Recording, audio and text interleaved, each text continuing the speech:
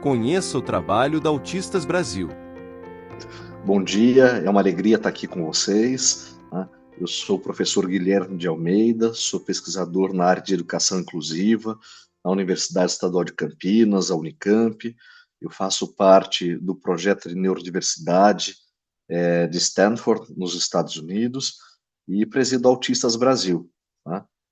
Eu sou uma pessoa autista e nesse contexto é uma alegria poder estar aqui nessa dupla qualidade, tanto de pesquisador acerca da neurodiversidade, como público-alvo dessas políticas e desses estudos que a gente realiza. A Autistas Brasil é o resultado da união dos coletivos autistas que surgiram no Brasil ali a partir do ano 2020. Tá? Surgiram coletivos autistas na USP, na Unicamp, na Unesp, na Federal do Rio Grande do Sul, de Santa Catarina, do Rio de Janeiro, de Pernambuco, tá? E a gente entendeu que os desafios que a gente imaginava serem desafios pontuais em relação às nossas instituições de vínculo, né, na verdade eram desafios em relação à falta de políticas públicas, em falta de compreensão, até porque a gente sabe hoje que no mundo 98% dos estudos acerca de autismo são dirigidos para crianças e adolescentes, né? Então, as pessoas adultas, autistas, que é onde a gente passa a maior parte da vida, acabam ficando tanto cientificamente quanto em termos de políticas públicas desassistidas, né? E a missão da Autistas Brasil é voltada muito para a inclusão das pessoas autistas em todos os ambientes e contextos possíveis, né? Desde da escolarização até a vida acadêmica, mercado de trabalho, as áreas de cultura, de esporte, né? Dando vazão àquela ideia de que o lugar de uma pessoa autista é em todo lugar, né? Não em espaços de segregação, mas ocupando espaços sociais, políticos, independentemente da necessidade de suporte, né? O suporte, o apoio é um direito, né? Bem como ocupar os mais diversos espaços, né? Então é isso que a Autistas Brasil luta. Brasil tem cerca de 2 milhões de autistas. Existe uma aproximação, né, feita pelo censo do IBGE de cerca de 2 milhões de pessoas, né? Então, existem alguns números um pouquinho para mais, um pouquinho para menos, mas a gente tem uma percepção de que a avaliação feita pelo censo, né, ela foi falha, porque ela partia de um pressuposto randômico, ou seja, em algumas casas se perguntava se existia alguém autista ali, né? Em outras casas não perguntavam. Então, a gente pode dizer que em muitos lugares onde existia uma pessoa autista, não lhe foi questionado sobre essa pessoa, tá? Mas, segundo dados da ONU, né, a gente tem que 1,5% da população é uma população de autista, né? Eu acho que é importante distinguir, porque a gente tem números diferentes do CDC norte-americano, que hoje falam, se não me engano, uma a cada 33 pessoas são autistas, né? Porque a questão do autismo, ela tem questões, né, de origem genética e ambientais. Então, a gente simplesmente não pode copiar e colar para a realidade brasileira a realidade norte-americana, tá? Então, acho que seria cientificamente imprudente da nossa parte, né? Então, a gente tem que ter a possibilidade de fazer uma avaliação nacional coerente a partir da genética do povo brasileiro e a partir das condições de vida ambientais do povo brasileiro, né? E a partir daí a gente ter dados sobre a nossa realidade e não, de alguma forma, espelhados a partir de outras realidades. Todo cuidado com as fake news. A gente entende que a fake news sempre existiu, né? A desinformação sempre existiu. Lhe dou exemplo da própria questão das vacinas, né? Da ideia de que a vacina causa autismo, né? A gente tem duas vertentes, uma pesquisa norte-americana e uma pesquisa japonesa, né? Em ambos os casos, a gente imagina, muitas vezes, o Japão mais do que os Estados Unidos, o que com muito criterioso cientificamente, né? Mas lá também há uma evasão em relação à vacinação muito grande. Em relação a um estudo que foi feito na década de 60 perdão, na década de 70 para 80, né, dizendo que as vacinas causariam autismo, e foi publicado em revistas de prestígio científico e tudo mais. E daí depois foi verificado, né, de que esses estudos foram construídos artificialmente, né? Mas muitas vezes se usa a ciência, né, a narrativa da ciência, né, para validar abordagens e validar teorias sem qualquer fundo efetivamente científico, né? Então, você veja, a própria questão, a gente teve recentemente, né, uma polêmica em relação ao presidente dos Estados Unidos, que falou que o Tilenol era um dos principais causadores de autismo e tudo mais, né? Não existe nenhuma evidência científica em relação a isso. Qual que foi a grande questão que justificou, né, do ponto de vista narrativo, né? Então, a gente sabe que mulheres grávidas podem utilizar pouco, um número restrito de remédios para dor, dentre eles o Tilenol. Tá? Então, se as mulheres usam Tilenol para a dor e nascem crianças com autismo, então supostamente indica que o Tilenol poderia ser um dos causadores, mas isso não tem base científica, é uma narrativa apenas, né? Então a gente precisa ter muito cuidado, né? Especialmente com as narrativas que são construídas, porque boa parte delas elas têm sim uma finalidade, né? E é uma finalidade financeira, né? Então a gente percebe que muito, por exemplo, se vende em possíveis curas do autismo, né? E isso vai desde questões que podem fazer muito mal à vida das pessoas autistas, como por exemplo tem uma narrativa de que dióxido de cloro, né, curaria o autismo. Na verdade, isso pode levar essa criança autista que é submetida a, esse, a essa abordagem que é vendida como um tratamento ao óbito, né? Então, mas existem pessoas lucrando com isso, né? Por exemplo, outras abordagens ditas terapêuticas também, né? Como a ABA, que se vende como a única abordagem tendo um respaldo científico, né? E também faz parte de um grande mercado. Então, a gente sempre precisa entender o que está sendo colocado a partir de um contexto, né? Nunca exclusivamente a partir do dado apresentado, né? Isso é fundamental para que a gente possa ter um olhar mais crítico em relação a isso.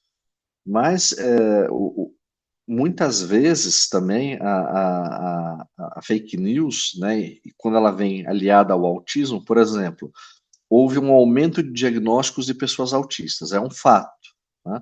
Então se usa esse fato para validar outras narrativas de outras mentiras, né?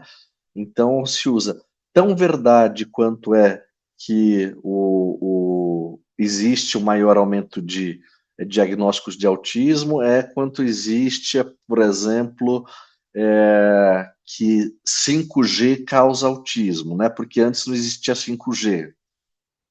Isso não quer dizer nada, mas de alguma forma se vincula uma verdade, né? Se coloca ali um pouquinho de verdade para adoçar a mentira, né? E essas teorias conspiratórias que muitas vezes também é fruto de uma mentalidade distorcida, né? Não fruto da realidade. O que explica o aumento dos diagnósticos de transtorno do espectro autista? A gente tem alguns dados, né, que se referem por exemplo, ao aumento de conhecimento, né, acerca dos critérios diagnósticos. Tá? Então, hoje é muito mais popularizado e muito mais acessível a busca por um diagnóstico, tá? E é um fenômeno absolutamente recente. Você veja, eu tive o meu diagnóstico tardio ali pelo ano de 2018, 2019. Tá? Ali eu fazia, durante esse período, eu fazia o mestrado na Unicamp e fazia meu acompanhamento psiquiátrico dentro do serviço de apoio psicológico e psiquiátrico da Unicamp.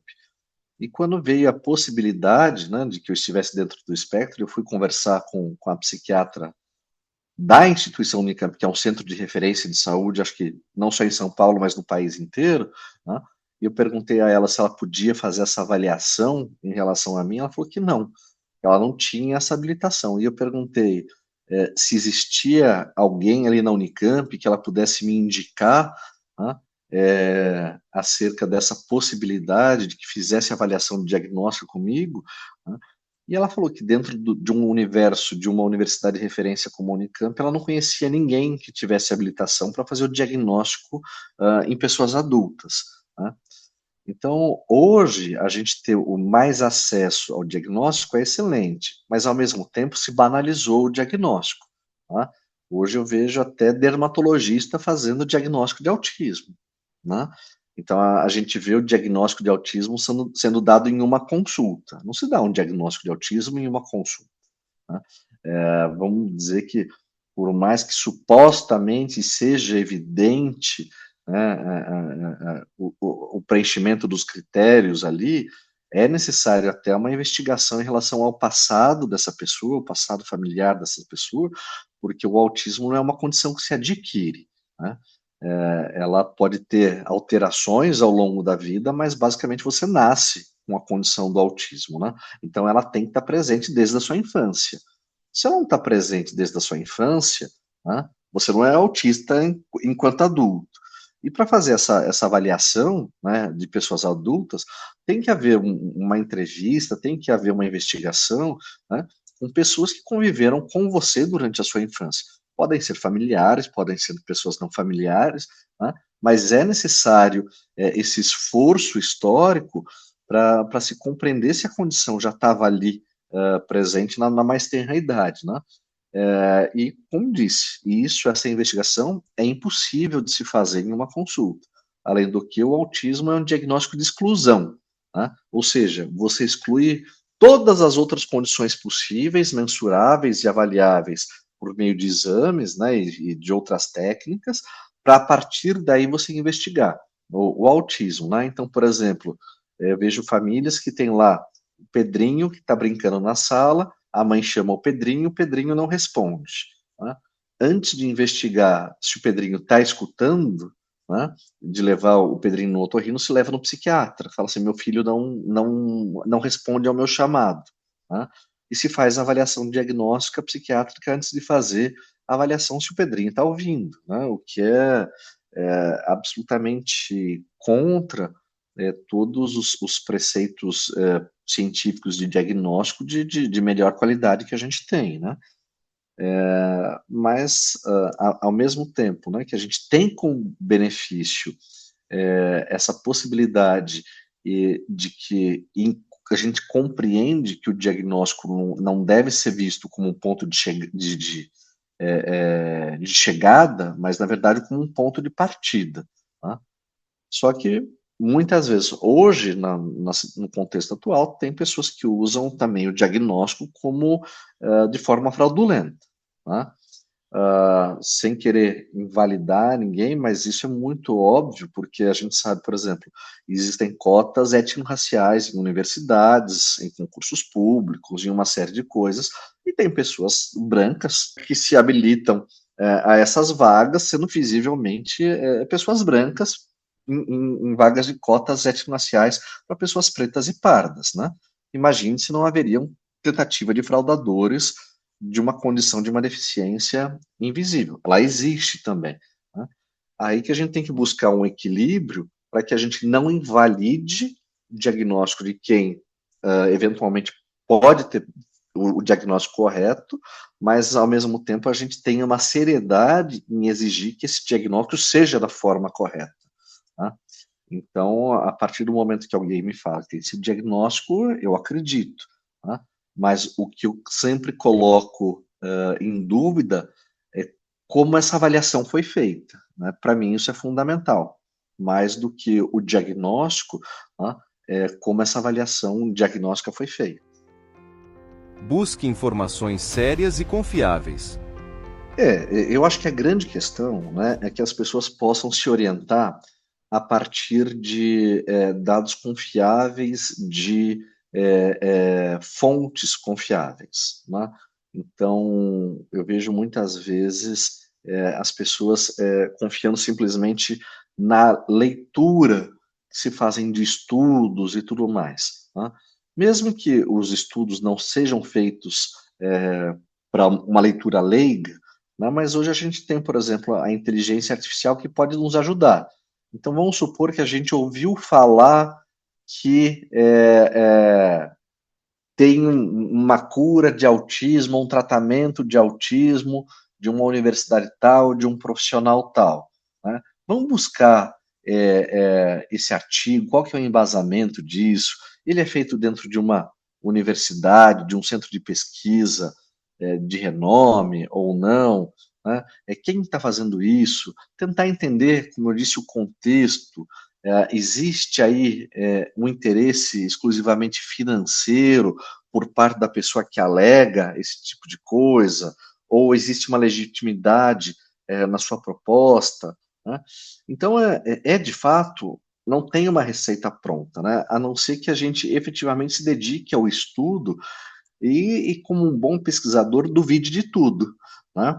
Então, eu acho que essa é a grande característica de um bom pesquisador, né? Você se colocar em dúvida e você duvidar dos dados que lhes são apresentados e você busque uma verificação em relação a isso, né? E busque também um olhar isento. O que não é uma coisa fácil, né? Vamos contextualizar, por exemplo, na época da pandemia, ali, né, que existia uma grande fala, muitas vezes por parte de profissionais da saúde, falando da cloroquina, né? Que não havia um embasamento científico, havia um embasamento ideológico, mas haviam médicos referendando isso. Então você veja como efetivamente é complicado você identificar, né, o que de fato faz sentido do que não faz sentido, especialmente para a população leiga, né? Mas se mantenham, eu acho que eu posso dizer, cautelosos, né? Não se entreguem a qualquer tipo de solução milagrosa, né, que isso não existe, e tenham para si, né, que o autismo, como TDAH, dislexia, dispraxia, né, as condições do neurodesenvolvimento, né, eles dizem muito a respeito à parte de uma diversidade cognitiva. Eles não representam necessariamente um erro, né? A medicina tem uma leitura de tudo que é variação, é déficit, é erro, né? Mas na nossa vida em sociedade isso não é uma verdade absoluta, né? Então fiquem mais tranquilos em relação a isso, a essa variação, e sejam mais parcimoniosos, sem tanta ansiedade, né, de chegar a resultados ou de acreditar e comprar alguma coisa como verdade absoluta, né? E estejam também sempre prontos a rever o olhar, porque a ciência de verdade ela evolui, né, ela se transforma, e a gente tem que estar atento acompanhando esse desenvolvimento. Gostou das informações?